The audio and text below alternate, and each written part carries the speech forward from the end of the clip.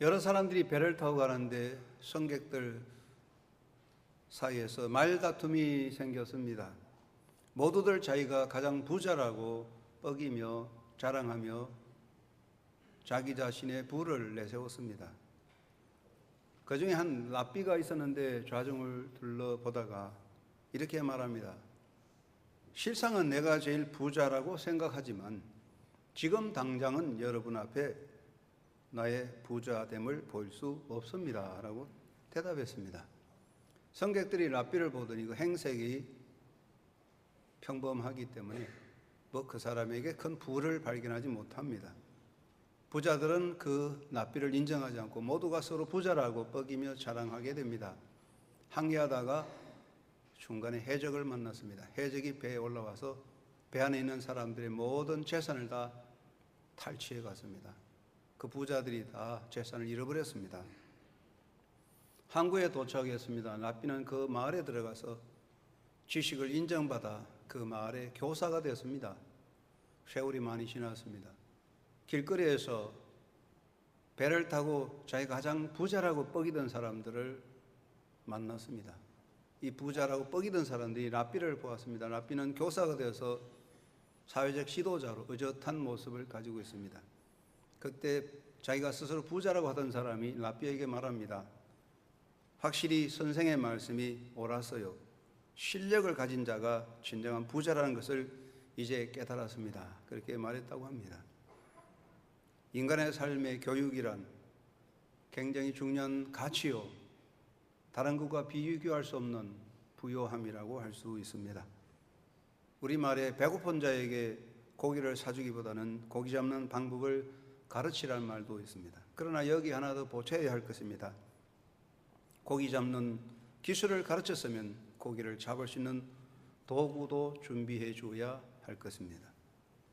여기에 나타나는 말의 핵심은 두 가지입니다. 첫째는 스스로 고기를 잡아서 살려는 의지를 가져야 되는 것이며, 둘째는 그 의지를 실천할 수 있는 기술과 조건이 구비되어야 한다는 것입니다. 아무리 좋은 조건이 구비되어서 할지라도 기술이 없으면 그 조건은 무용이고, 기술이 있어도 창조적 자발적인 정신이 따르지 아니하면 그 기술도 있으나 마나 하며 새로운 창조를 이룰 수 없습니다. 결국 인간에게 중요한 것은 무엇보다도 바른 정신이라고 하겠습니다. 인류 사회를 보면 다른 나라와 비교해서 지리적인 조건이나 자원으로 뒤떨어지지만 다른 나라보다 앞서 있는 나라들을 봅니다. 그 나라의 특성이 무엇이겠습니까? 그것은 그 백성의 깨어있는 정신입니다. 1807년 독일과 프랑스가 전쟁을 했는데 독일이 패했습니다. 그때 독일의 철학자 피테는 1807년 12월부터 그 이듬해 초까지 매주일마다 14회에 걸쳐 독일 백성에게 고한다는 메시지를 선포하여 독일 백성들의 이기심과 도덕적 타락을 지적해 주었습니다. 그리고 1871년 다시 독일과 프랑스 전쟁에서 독일이 프랑스를 물리치고 당당하게 승리했습니다. 이때 개선 장군으로 들어온 장군은 이런 말을 했습니다. 조국의 승리는 내 공로가 아니라 독일 초등학교 선생들의 힘이었다. 모든 영광을 그들에게 돌린다. 교육은 위대한 역사를 만들어가게 됩니다. 자원도 중요하고 조건도 중요하지만 교육은 위대한 역사를 만드는 힘이 될 수 있습니다. 사람이 살아가는 데는 두 가지 중요한 요소가 있습니다. 하나는 태어날 때부터 가지는 것과 삶을 통해서 터득하는 것입니다. 이것은 생덕적인 것과 후천적인 요소라고 하겠습니다. 사람은 태어나면서부터 삶의 욕구, 생존의 욕구를 가지고 있습니다. 그래서 스스로 삶의 요령을 가지고 배우지 않아도 생존을 이어갈 수가 있습니다. 그리고 여기에 부과되면서부터 태어날 때부터 받는 신분, 사회적 배경, 부모로부터 받는 물질적인 유산, 이런 것들이 경쟁력에 좋은 조건이 되고 앞서갈 수가 있습니다. 이런 것들은 생덕적인 요소라고 하겠습니다. 그러나 인간에게 정말 행복과 자기 성취를 위해서 중요한 것은 후천적인 것으로 이루어지는 것입니다. 그것은 바로 교육을 통해서 만들어지는 인격과 삶의 내용들이라고 하겠습니다. 전체 인생을 두고 볼 때에 인간은 태어날 때부터 받는 생덕적인 것보다는 배움을 통해서 이루어지는 후천적인 요소가 더 중요한 것입니다. 성경에 나오는 인물을 보면 대조적인 사건을 볼 수가 있습니다. 이스라엘 역사의 사사시대에 홈니와 비너사라는 두 아들이 있었습니다. 이 사람은 사사시대의 대제사장 엘리의 아들이었습니다. 엘리는 대제사장이었으며 사사로서의 지도력을 가진 사람으로서 그 이스라엘 사회의 최고의 명문 가정이고 부와 영광을 가진 가정이었습니다. 홈니와 비나스는 태어날 때 최고 명문 가정의 부와 권세를 가진 가정에서 태어났습니다. 좋은 조건으로 태어나서 살았습니다. 그러나 이들은 스스로 성장 과정에서 저주를 자처하는 행위를 하게 됩니다. 이들은 불량자였습니다. 하나님을 알지 못하는 패역자였습니다. 결국 이들은 가문을 파멸시키고 하나님의 영광을 가로막는 불행자가 됩니다. 이에 반하여 사무엘은 이름 없는 평범한 가정에서 태어났습니다. 그런데 사무엘의 어머니 한나가 하나님과 서약한 것을 따라 사무엘을 어려서부터 성전에 들여서 성전에서 하나님을 섬기며 영적 훈련을 받게 했습니다.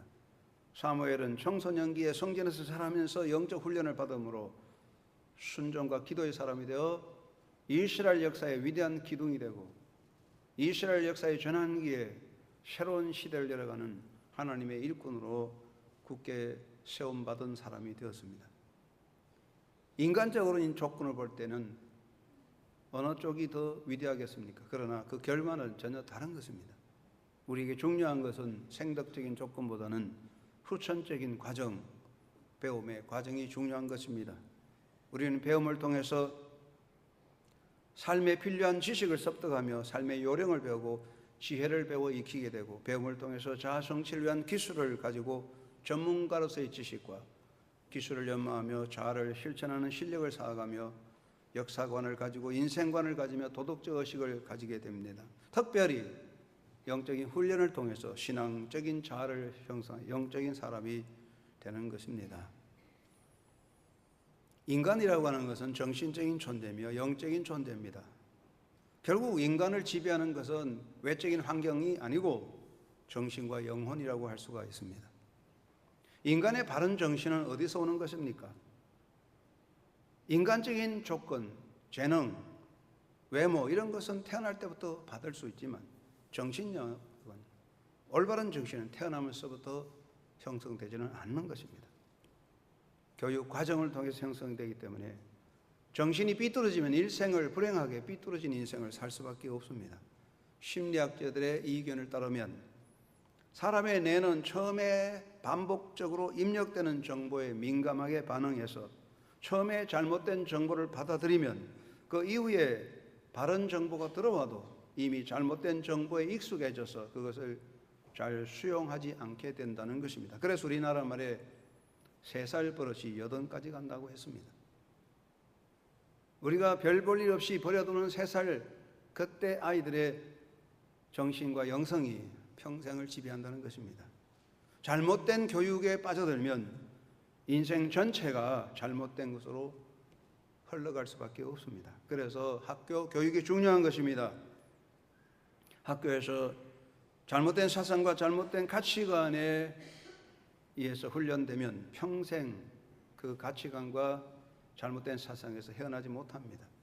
그래서 요즘 서구 사회에서는 학교 교육을 인정할 수 없다고 해서 가정에서 직접 교육하는 형태로 많이 바뀌어가고 있기도 합니다. 특별히 인간은 영적인 존재입니다. 인간의 영성은 어떻게 성장하겠습니까? 인간의 영성, 인간의 이 영적인 세계 내버려두면 잡초가 되고 맙니다. 우리 영성을 훈련하지 않으면 우리 영성의 밭은 황량한 벌판이 됩니다. 황량한 벌판에 이리와 늑대와 해충이 설치듯 영성 훈련되지 않은 영성은 사탄의 마귀의 운동장이 될 수밖에 없습니다. 이 인간의 영성은 신앙 훈련을 통해서 올바르게 형성되어 가는 것입니다. 신앙교육이 바로 되지 않으면 우리 영성이 건강하게 형성될 수 없습니다. 그래서 요즘 남모는 이단, 사이비 종교 집단의 해악이 매우 큰 것입니다. 이단, 사이비 집단, 종교 집단들의 해악은 물질적인 것보다는 정신세계, 영성을 파멸시키는 것입니다. 이 젊은 세계가, 청소년들이 이단, 사이비 집단에 빠져들면 완전히 인생을 망치는 그런 불행자가 되고 맙니다. 중세 유명한 교부 어거스틴은 이렇게 말했습니다. 하나님 없는 교육은 약삭빠른 악마를 생산하는 것과 같다 그랬습니다. 어떤 의미에서 오늘날 사회교육이 하나님을 등지고 무신론적으로 가는 인본주의 교육은 약삭빠른 악마를 만드는 그런 과정이라고 말할 수도 있습니다. 교회에서 행하는 신앙교육은 매우 중요한 것입니다. 교회가 잘못된 행태로, 교회가 잘못된 방향으로 흘러갈 때 그 영향력이 얼마나 우리 자녀들에게 크게 미칠 것이며, 신앙교육이 잘못될 때 그 해악이 얼마나 심각한가를 우리는 다시 생각해야 하는 것입니다. 교회는 올바른 신앙교육을 통해서 우리 자신의 영성을 바로 지키고 우리 자녀들의 영성을 바로 세워가야 하는 것입니다. 예수 그리스도의 교회는 말씀을 선포함으로, 예배를 똑바로 드림으로, 성도의 교제를 통하여 교회가 교회되어지면서 복음을 전하고 봉사하고 교육을 담당하는 사명을 가지고 있습니다. 선교와 교육과 봉사는 건강한 교회의 모습인 것입니다. 우리가 사람이 건강하면 스스로 남을 위해 봉사하고 이웃에 도움이 되듯이 건강한 교회가 선교, 교육, 봉사의 사명을 감당할 수가 있습니다. 건강한 교회는 어떻게 됩니까? 건강한 교회는 온 성도들이 건강한 영성을 가질 때 건강한 교회가 되는 것입니다. 사람들은 좋은 교회, 은혜로운 교회, 건강한 교회를 찾아가려고 합니다. 그것도 맞습니다. 그러나 건강하고 좋은 교회보다는 내 자신의 영성이 건강할 때, 건강한 영혼들이 모여들 때 그 교회는 건강한 교회가 될 수 있습니다. 그건 바로 신앙교육을 통해 되어지는 것입니다. 올바른 신앙교육은 교회를 건강하게 하기 때문에 선교와 봉사의 역사를 감당할 수 있게 하는 것입니다. 교회는 올바른 신앙교육을 통해서 참 제자로 훈련되어 가게 만듭니다. 바른 신앙교육이 진행되지 못할 때 교회는 한갓 종교 집단이 되고 기독교인들 또한 한갓 종교인으로만 살아갈 수밖에 없습니다. 인간의 병에게서 가장 무서운 병은 밖으로 오는 병이 아니라 내 속에서 생기는 병입니다. 밖으로 오는 침해되는 병도 무섭지만 내 안에서 생기는, 내 조직이 변형되는 것이 암 아니겠습니까? 내 안에서 생기는 암의 역사, 조직의 변형은 무서운 것입니다. 교회의 침해도 밖으로 오는 사상과 외적인 어떤 문제가 아니라 교회 안에서 일어나는 문제, 훈련되지 못한 병든 교인들이 모여들었을 때에 그것은 바로 신앙을 와해시키고 교회를 혼란하게 하는 암적인 요소가 될 수 있는 것입니다. 그러므로 신앙교육이 중요한 것입니다. 그래서 요즘은 교육목회, 교육선교라는 말을 씁니다. 한 사람 한 사람이 영적 훈련을 잘 받을 때에 그 사람이 예수 그리스도의 제자가 되어 복음의 정인이 되고 봉사를 감당할 수 있습니다. 훈련되지 못한 병사는 10명이라도 훈련된 한 사람의 적 앞에 무너지고, 훈련된 병사 한 사람은 10명의 적을 이길 수 있는 것 같이 훈련된 크리스찬들은 영적인 군사로 승리할 수 있습니다. 목회는 주의 양을 돌보는 것이므로 신앙교육이 그 중심이 되는 것입니다. 튼튼하고 실력 있는 예수 그리스도의 자녀로서, 예수 그리스도의 군사로서, 예수님의 제자로서의 자의식이 분명한 성도로 양육되어질 때에 교회는 왕성한 선교의 능력을 가질 수가 있습니다. 건강하게 잘 자란 양은 젖을 많이 내고 새끼를 잘 낳습니다. 그러나 빌빌거리는 양은 젖도 못 내고 새끼도 잘 낳지 못합니다. 우리가 건강하게 영적 훈련을 받은 성도가 될 때에 복음의 정인되고 선교의 역사를 이룰 수가 있습니다. 선교와 봉사는 힘의 강요나 의무적 강요도 아닙니다. 선교와 봉사는 실적 쌓기도 아닙니다. 선교 봉사는 예수님을 모신 신앙인의 신앙의 고백입니다. 내 안에 있는 예수 그리스도를 밖으로 보여주는 삶의 행위입니다. 건강하게 훈련된 성도는 봉사와 선교를 감당할 수가 있습니다. 오늘 한국교회 수많은 문제들이 드러나고 있는 그 문제 중심에는 신앙교육의 부재라는 말이 지적되고 있습니다. 교회들이 눈에 보이는 외적인 성장과 실적에 치중하여 그곳에 힘을 쏟을 때 내적인 영적 공백이 생기는 것입니다. 교회는 진리를 선포하고 하나님의 뜻을 이루어가는 것입니다. 그러나 교회가 인간적인 목적을 가지고 수단 방법을 쓰고 진리 선포보다는 사람들의 귀를 즐겁게 하는 거짓된 교훈으로 사람을 끌고 갈 때 영성이 병들어버리고 영성이 병들어버린 사람들이 모이면 그 집단 자체가 병들어버리는 것입니다. 이것은 뿌리부터 잘못된 것입니다. 바로 그것은 신앙교육의 새로운 역사를 향하여 변화될 수 있는, 치유될 수 있는 것입니다. 교회는 교회학교를 통하여 교육을 실천합니다. 교회에서 행하는 교육을 교회학교, 주일학교라고 말합니다. 우리도 교회학교가 있습니다. 영아부, 유치부, 어린아이들 예배가 있고 유년부, 초등부, 소년부, 아동부 교회학교 있고 중등부, 고등부 교회학교가 있고 청년부도 모여 예배하고 훈련받으며 한영, 영어, 성경반도 모여서 예수 말씀을 배우고 잘하고 있습니다. 우리가 주중에 한영 유치원에서 많은 아이들이 사회교육도 받지만 영성훈련을 받고 있습니다. 어른들은 평신도 지도자반에서 교육받고 성경대학에서 신앙교육과 훈련을 받고 있습니다. 집중 성경공부반에서 성경 말씀 배우며 훈련받고 있습니다. 매월 2번씩 구역 예배 모여서 구역 공부를 통해서 말씀을 배우고 있습니다. 성경 통독반에서 성경을 읽고 있습니다. 수요일 저녁 예배에서 말씀 공부로 영성을 쌓아가고 있습니다. 사랑하는 여러분, 성화라고 하는 것은 가만히 있어서 되지 않습니다. 나무를 심어놓고 가만히 내버려 두면은 자라기는 자라지만은 잡목이 되고 맙니다. 나무를 심어놓고 잘 관리해야 거목이 되고 좋은 열매를 맺을 수 있듯이 성화는 내버려둬 되지 않습니다. 스스로 영적 훈련을 받을 때에 거룩하게 성화되어질 수 있습니다. 사도 바울의 제자 중에 디모데는 어려서부터 성경을 배웠으므로 초대교회의 든든한 지도자가 되어 교회를 든든히 세웠습니다. 유명한 설교가 스펄전 목사님 말씀하시기를 우리 교회에 수많은 교인들이 있는데 때로는 때때로 제명해야 할 사람들이 생기는데 그 중에는 어려서부터 신앙생활을 한 사람은 한 사람도 없었다고 말했습니다. 어려서부터 영적 훈련을 받은 사람은 성화되어 하나님의 모습을, 예수님의 제자의 모습을 스스로 이어가게 됩니다. 우리 신앙교육을 통해서 올바른 가치관과 역사관과 사명감을 정립하는 것입니다. 다니엘은 어려서부터 믿음의 가정에서 자라서 영적 훈련을 받았기 때문에 이방 나라의 포로가 되어 잡혀갔지만은 그 이방 나라 바벨론 속에서도 자기 정체성을 지키며 하나님의 영광을 드러냈습니다. 사무엘은 어려서부터 신앙 교육을 받았기 때문에 하나님의 음성을 듣고 하나님의 뜻을 이루는 사람으로 사명을 잘 감당할 수가 있었습니다. 올바른 가치관과 역사관과 사명의식은 올바른 신앙 교육을 통해서 정립되어 가는 것입니다. 그리고 올바른 신앙 교육을 통해서 참 사람의 길을 배워가는 것입니다. 예수님은 참 사람이십니다.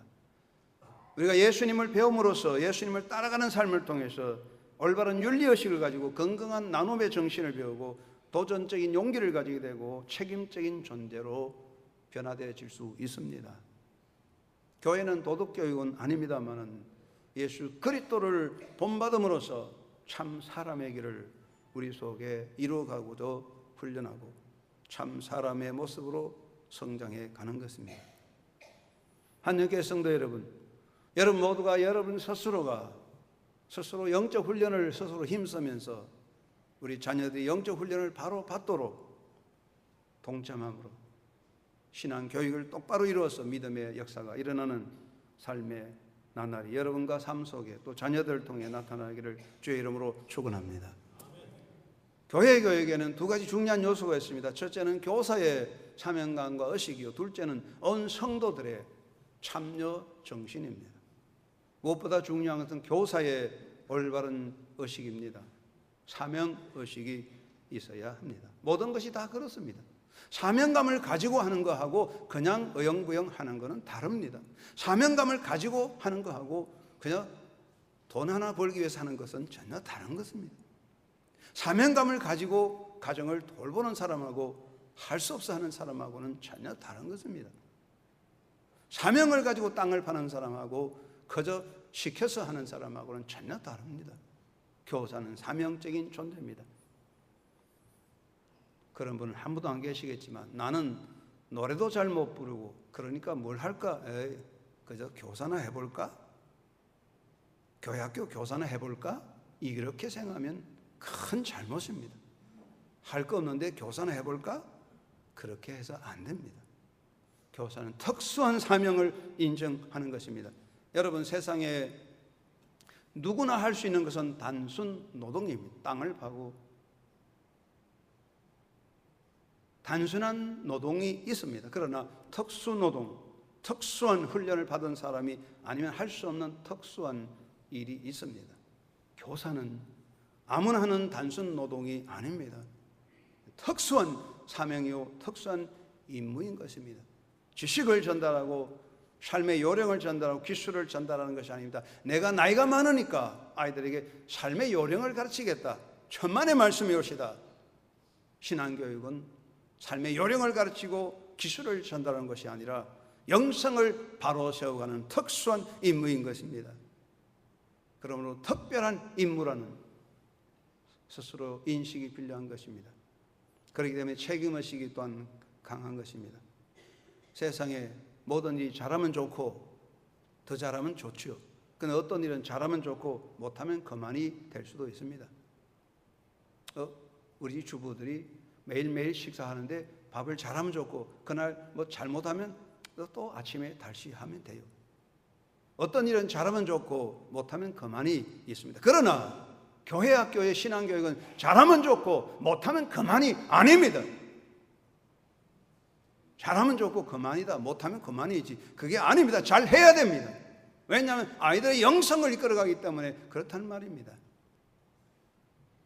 아무나 그저 교사는 해볼까 이런 식으로 할 수 없습니다. 특별한 사명을 가지고 영혼을 이끌어가는 교사의 책임의식을 가져야 될 것입니다. 미국에서 선데이스쿨 교회학교를 시작한 사람은 존 워너메이커라는 사람입니다. 그 사람은 유명한 백화점의 지도자였고 백화점을 일으킨 사람이죠. 여러분 잘 아는 사람이죠. 다 아는 사람이죠. 1889년 미국의 해리슨 대통령이 존 워너메이커에게 당신 우리나라 정부를 위해서 장관이 되어 주십시오. 그럴 때 존 워너메이커가 저는 매주일마다 예배 가야 되고 교회학교 교사로 사역을 감당하기 때문에 장관 못합니다. 그러니까 해리슨 대통령이 알았습니다. 매주일 당신 교회에 가서 예배하고 교회학교 교사하십시오. 그리고 장관해 주십시오. 그래서 허락받고 존 워너메이커는 최신부 장관 역할을 잘 했습니다. 그는 전국의 미국에서 주일학교를 시작하였습니다. 세계적인 교육사업에 이바지한 사람이죠. 존 워너메이커는 교회학교 교사가 장관보다 더 중요하다는 인식을 가졌습니다. 영혼 교육의 사명을 가진 사람이었던 것이죠. 교사는 이러한 책임과 사명의식을 가져야 할 줄로 압니다. 그리고 자기 훈련에 의지를 가져야 됩니다. 특수한 훈련을 받은 사람이 교관이 됩니다. 인물 잘생긴 사람, 빽줄이 있는 사람 교관되는 게 아닙니다. 특별한 훈련을 받아야 교관이 될 수 있습니다. 신앙교육이 필요합니다. 자기 신앙관리가 필요합니다. 교사는 예배와 기도와 헌신에 바로 서야 됩니다. 그래서 우리 교회는 공적인 예배에 참여하지 않는 자는 교사 될 수 없다는 것이 우리 교회의 원칙입니다. 아무리 잘해도 공적 예배에 참여하지 않는 사람은 교사할 수 없습니다. 자기 예배, 자기 신앙 관리하지 않으면서 교사한다는 것은 잘못입니다. 자기 영성 관리를 안 하면서 교육을 할 수 없습니다. 자기 성장에 힘써야 됩니다. 교사로서 교사 준비를, 교재 준비와 교사로서 훈련을 잘 해야 됩니다.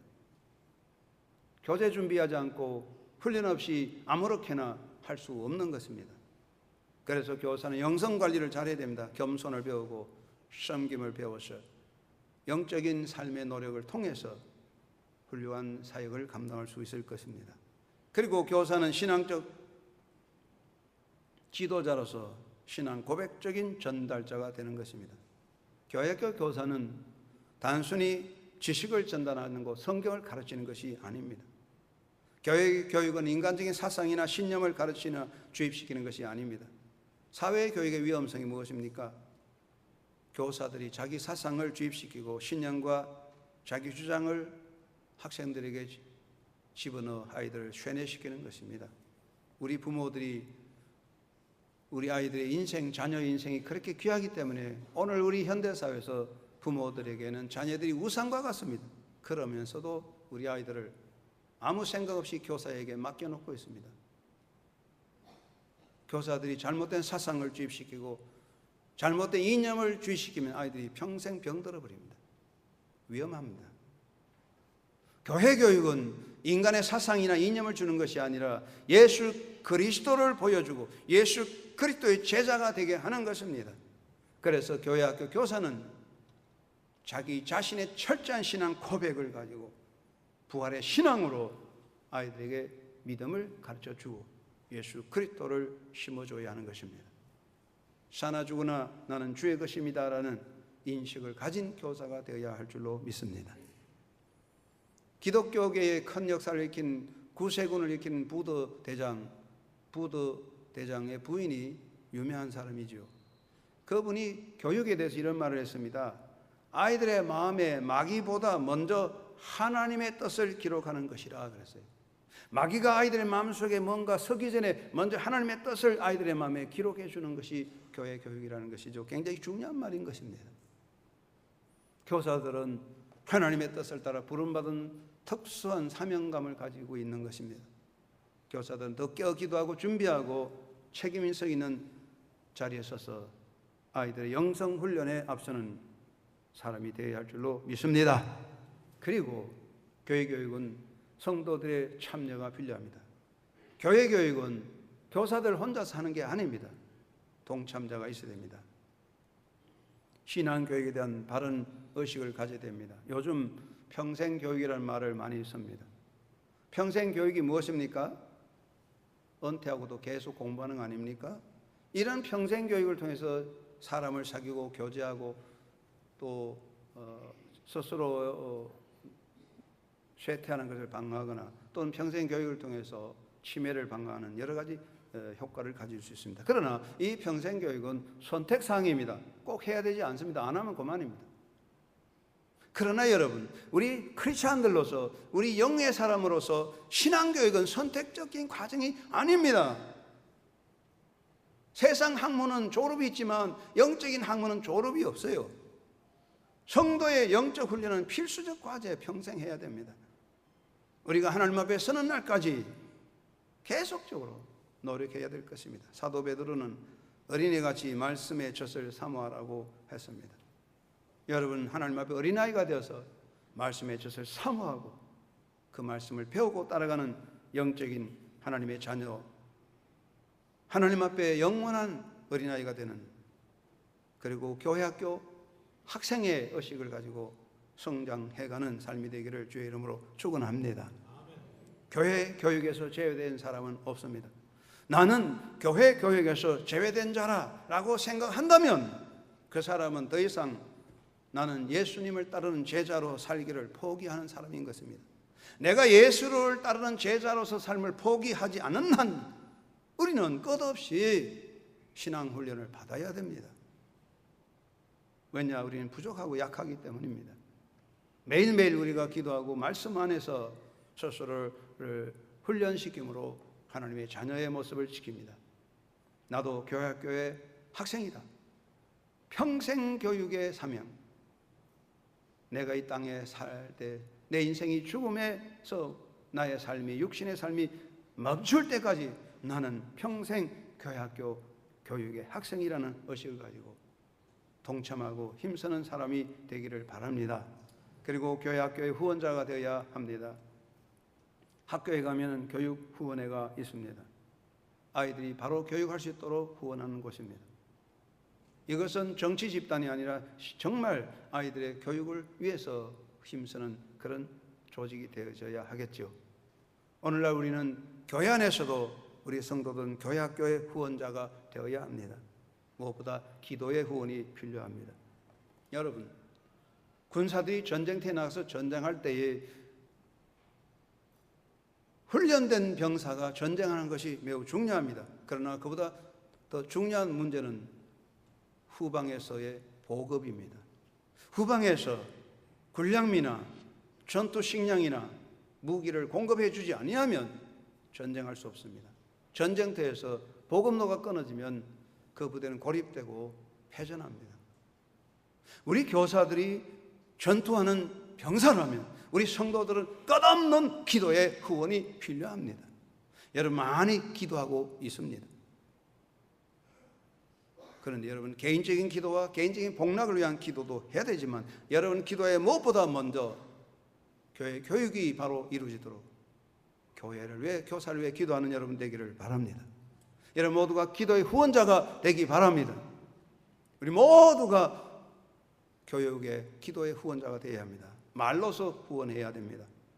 말로서 격려가 필요합니다. 두 가지 보이는 허물을 탓하기보다는 한 가지 좋은 점을 칭찬해 가야 합니다. 물질적인 지원이 필요합니다. 할 수 있다면 여러분 교회 학교를 위해서 후원하는 여러분 되시기 바랍니다.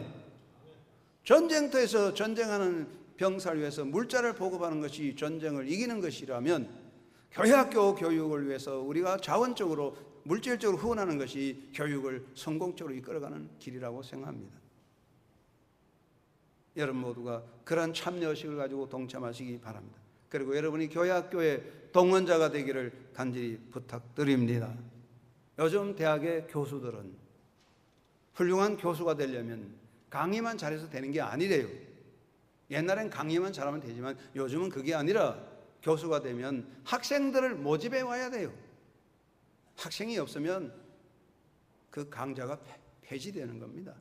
그래서 요즘 교수들의 고민은 어떻게 하면 입학생을 많이 끌어올까? 우리 학교 학생을 어떻게 많이 끌어올까? 이게 가장 큰 과제입니다. 마찬가지입니다. 교회 학교는 교사의 일만이 아니라 온 성도들이 교회 학교의 동원자가 되어서 학생들을 모집해서 동참하게 해야 할 줄로 믿습니다. 여러분 모두가 교회 학교의 동원자가 돼서 아이들을 모아가는 그런 동원자가 되기를 바랍니다.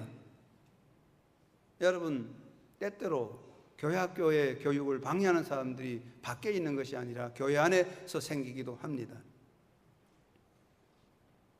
제가 목회하는 경험에 보면 어떤 분은 장로님인데 아들에게 야 너 대학에 입학하기 전에는 교회 학교 가지 마, 고등부 가지 마. 그래서 이 아들이 고등부에 안 나왔어요. 얘가 얼마나 원망 불평이 머리까지 찼어요. 오늘 여러분 교회 성도 여러분, 너 대학에 입학하기 전에는 교회 학교 가지 마. 좋은 대학에 들어갈 수 있겠죠? 벌써. 그러나 영혼은 병들어 버렸습니다. 회복할 수 없습니다. 발명왕 에디슨이 어느 날 자기가 하는 그 과제가 밀려가지고 주일인데 교회를 못 가게 됐어요. 그래서 아이들에게 야 교회 갔다 오느라 오늘 내가 연구실에 가야 된다 그랬답니다. 그러니까 큰아들이 아버지 뒤를 쫄쫄 따라오는 거예요. 야 너 왜 교회 학교 안 가냐 했더니 아빠 저도 아빠 따라 연구실에 가서 연구해서 아빠가 연구한 거 이상으로 훌륭한 연구해서 훌륭한 발명가가 될래요 그랬답니다. 그러니까 에디슨이 한 방 콱 먹었어요. 충격을 받아서 아유 큰일 났구나. 그래서 에디슨이 연구실로 안 가고 아이를 데리고 교회로 갔다는 이야기가 있습니다. 여러분 누가 동원자입니까? 여러분 모두가 교회 학교의 후원자요 동원자가 되기를 바랍니다. 여러분의 손자 손녀들을 자녀들을 동원해서 교회 학교에 모이도록 후원하시기 바랍니다. 방해하지 마십시오. 신앙교회에 대한 책임 정신을 가져야 됩니다. 인간에게 가장 큰 것은 책임 아니겠습니까? 우리에게 가장 무거운 짐은 책임의 짐이라고 봅니다. 저는 장로 회보 신문사에서 목양의 길이라는 글 네 번을 써달라고 해서 4번을 썼는데, 첫째가 제가 책임의 짐이라는 글을 썼습니다. 목회의 가장 무거운 짐은 책임이다. 책임의 짐이 얼마나 무거운지 모른다. 우리는 책임이라는 짐이 있습니다.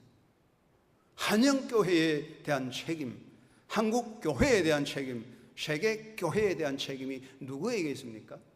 여러분 모두에게 있습니다. 교회 교육의 책임이 교사에게 있는 게 아니라 여러분에게 다 있습니다. 우리는 모두가 책임을 져야 합니다. 선교의 책임이 있습니다. 올바른 신앙교육이 되도록 책임을 가지고 기도하고 동참하는 영적인 삶이 되시기를 주의 이름으로 축원합니다. 제20대 미국 대통령 가필드가 하이럼 정기고등학교 교장으로 있을 때에 아이들을 철저하게 훈련시켰습니다. 한 번은 이사장이 와서 교장 선생님에게, 선생님, 아이들 이렇게 심하게 몰아붙이니까 아이들이 쉴 틈이 없어서 불평이 많은데요, 좀 쉬어가면 하지요, 그랬답니다. 그러니까 가필드 교장 선생님이 대답하기를, 이사장님, 하나님께서 너티나무 하나를 좋은 제목으로 만들기 위하여 100년을 두고 키우시는데 호박 하나는 한 달이면 족합니다. 이사장님께서는 우리 아이들이 너티나무 같은 큰 일꾼이 되기 원합니까? 아니면 호박 같은 사람 되기 원합니까? 하고 물어보았대요. 여러분의 자녀들은 호박같이 되기 원합니까? 하나님의 나라의 기둥이 되는 큰 거목이 되기 원합니까? 따뜻한 온기에 햇볕에 살아 녹아버리는 초콜릿 군병이 되기 원합니까? 강력한 의지로 싸워가는 아이언맨, 새로운 역사를 만드는 도전적인 사람이 되기 원합니까? 우리는 교육을 바로 해야 합니다. 여러분, 지금도 세계 중심에서 세계 정신 세계, 문화 세계를 이끌어가는, 경제를 이끌어가는 사람은 유대인 아닙니까? 유대인만큼 박해와 고통을 많이 당한 사람 없는데 왜 그들이 오늘도 그들의 중심에 서 있느냐? 3가지 이야기를 해요. 첫째는 유대인들의 교육 정신이다. 철저하게 어려서부터 말을 가르치고 교육했기 때문에 그들은 경제, 사회, 문화의 중심에 갔다는 것입니다. 두 번째는 유대인의 철저한 동족의식, 철저하게 어려운 사람을 돌보는 그런 동족의식이 있고, 셋째는 약속을 지키는 사람. 우리는 약속의 백성이다. 하나님과 약속을 지킨다는 생각을 가지고 있기 때문에 신뢰하는 약속의 사람이라는 것이죠. 이 3가지가 그들을 이끌어가는 힘이라고 합니다. 우리에게 필요한 건 이겁니다. 올바른 교육을 통하여 깨어있는 정신, 영성을 가지게 해야 됩니다. 그리고 함께 살아가는 공동체 의식을 만들어야 되고, 그리고 신뢰성을 가진, 약속을 지키는 신뢰성인 사람을 만들어가는 겁니다. 이것이 어디서 나오는입니까? 하나님의 말씀에서 나오는 것입니다. 말씀 중심의 신앙 교육이 우리의 미래를 만들어갈 수가 있습니다. 사랑하는 하나님께 성도 여러분, 우리 모두 열심히 잘하고 있습니다. 그런데 주님은 더 잘하기를 원합니다. 더 잘합시다. 더 깨어 기도하고 더 훈련하고, 나 자신을 훈련할 뿐 아니라 교회 학교를 위해 더 기도하고 후원해서 함께 하나님의 영광의 새 역사를 열어가는, 하나님의 놀라운 새 시대에 동참하는 하나님의 백성들로 살아갈 수 있기를 예수 그리스도의 이름으로 축원합니다. 하나님 아버지, 감사합니다. 우리에게 주어진 중요한 교회 교육의 이 책임성과 사명감을 우리 스스로 느끼게 됩니다. 나 자신이 교회학교 학생이 되고 또 후원자가 되어서 동참해야 함을 고백합니다. 하나님 저를 훈련하시고 또한 일에 동참하여서 함께 손잡고 하나님의 능력과 역사를 세세토록 이루어 복음의 빛을 이루는 한국의 성도들과 거룩한 교회가 되도록 인도하시며 사용하시고 주관하여 주시옵소서. 예수 그리스도 이름으로 기도드리옵나이다. 아멘.